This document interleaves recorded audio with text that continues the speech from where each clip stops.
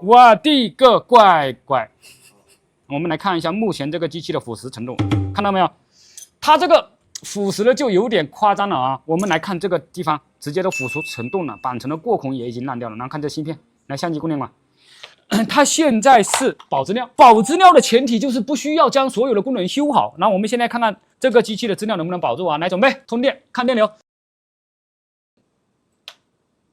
从目前的这个电流来看的话，狗屎运了，二端短路。来，有没有老六不赞同的这个？通电之后，我们仔细看哦，开键都没啊，指针就这样。二端短路的话，应该是这个地方引起的。为什么说这个地方引起的呢？往这里看 ，Come on baby， 就是这个地方引起的二端短路。所以现在只要在二端上面通电，马上修复。二端通电，等一下会冒火。我们来看一下二端通电，直接在电杆上面通啊。OK， 我们来显微镜加热成像来看一下这个地方冒不冒烟就好了。来，热成像给我们的指引是这里。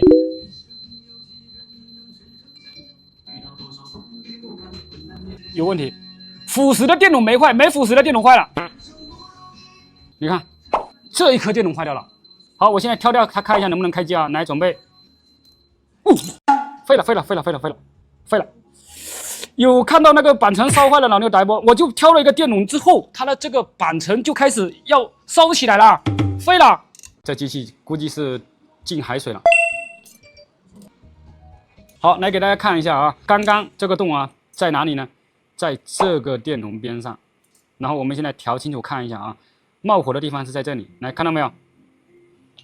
然后我刚刚一激动啊，把这个电源线给拽掉了。我再焊根线，我们现在看看还能不能烧啊？当然，如果还能烧的话，直接换小板嘛。好，我们通电偷偷看一下。那刚才就是这样，那就这样，哇，把眼睛闪坏了。哦，好了，现在转移了啊。板层刚才这边烧两下好了，但是现在变成这里烧了，看这里。来，故障转移了。来看电流，这怎么解释？本来是要奔着换小板去的，它自己好了，搞定。好，先看能不能显示，它是要资料的啊。